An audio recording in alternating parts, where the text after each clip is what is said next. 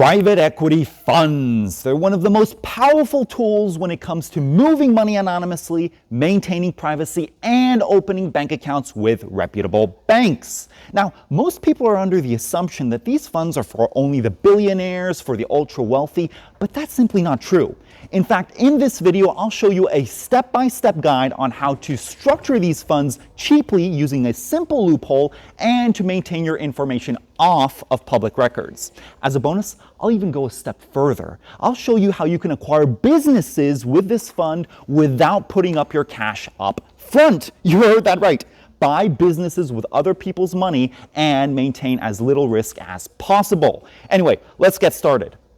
Now, let me quickly answer your first question, which is why would you need a private equity fund? Simple. If you have money that is difficult to move into banks, say cryptocurrencies or cash flow from high-risk businesses, and you want a structure that banks actually like, then this is for you. Now, all private equity funds have two main entities, and the first one is the limited partnership. This is where you're actually going to move the money into.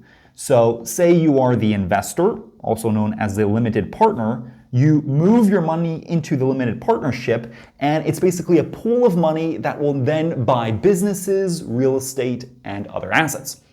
And the second entity is the general partner, also known as the manager of the fund. They're the ones that actually make the decisions, control the fund, direct the investments. So basically, it's an investment vehicle. And here's why that matters.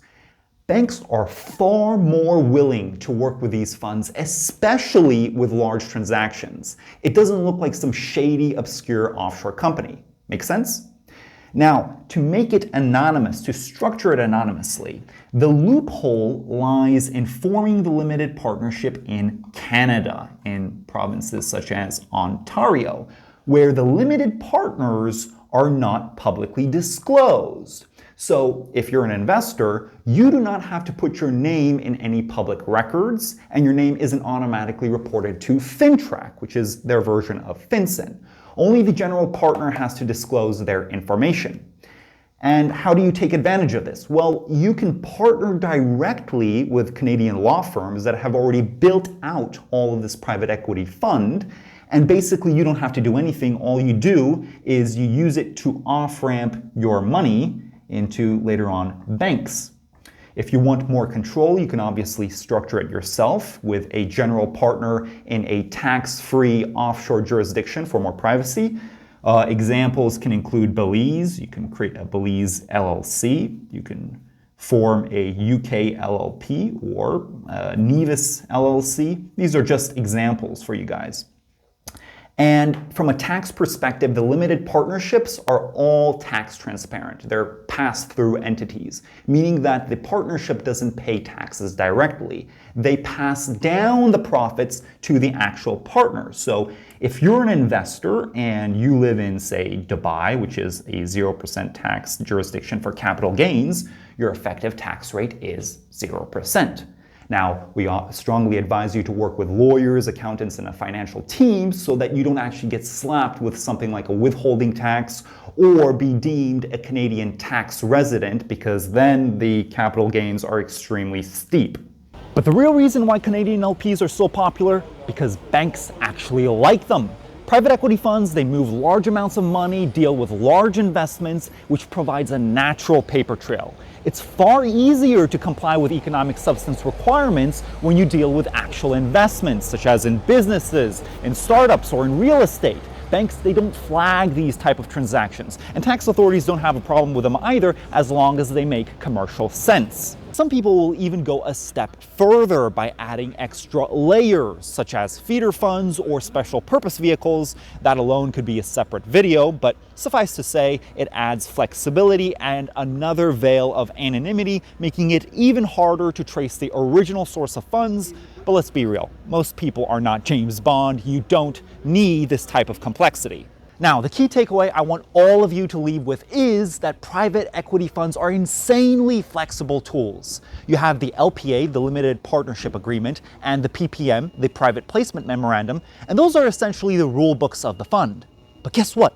you get to write up the rules. You get to put whatever you want into those agreements, from how the money gets moved around, to the investment terms, the management fees, when the fund gets to sell their investments, and when the investors actually get their money back. So the beauty is, let's say that the LPA determines that after 1 year the investors get their money back. Guess what? Those returns, banks view them as capital gains or reinvestable income, exactly the type of money that they like. Now, as promised, I'm going to show you exactly how to acquire businesses with zero upfront cash. In the private equity world, this is known as leveraged buyouts. So they're called LBOs in short. And instead of buying the business 100% with your own money, what you're going to do is you're going to negotiate to only acquire a portion, say 50%, with the other 50% staying with the previous owner. And then you're going to use the future profits of the business. So say you're going to make $100,000 the next year, and you're going to gradually buy that previous owner out. So what this does is, one, it reduces your own risk because you're not putting up front your own cash. And number two, it keeps the previous owner engaged. The seller has their own skin in the game, right? They're not going to sell you fluff. In fact, sometimes you can even keep them as a manager to keep a smooth transition because, after all, they know the business best. But what about the other 50%? Now, that's where the real leverage comes into play. Instead of using your own money, what you're going to do is what they call asset-based lending. So you're going to use the business's inventory, you're going to use the business's equipment, and the future earnings as collateral to get a loan from a bank. And with that money, you're going to pay the previous owner for the other portion. And essentially what that does is you've acquired that business with minimal risk upfront, as long as, of course, you are able to find these cash flow positive businesses, because you're going to have to pay the bank's interest rate plus buy out the previous owner. Again, if structured correctly, your risk is minimal. You're basically having the business pay for itself. Anyway, I hope I shed some light on how to use private equity funds to ghost your wealth, move money anonymously, and how to make money off of it in the long term. That's it though for today's presentation. As always, if you like this type of content, be sure to subscribe and share it with a friend. It definitely helps with the algorithm. I made a previous video on how to use carbon credits to move money into reputable banks from practically anywhere in the world. You can check it out for some ideas. That's it though for today's video. I'll be seeing you soon, and until then, bye-bye.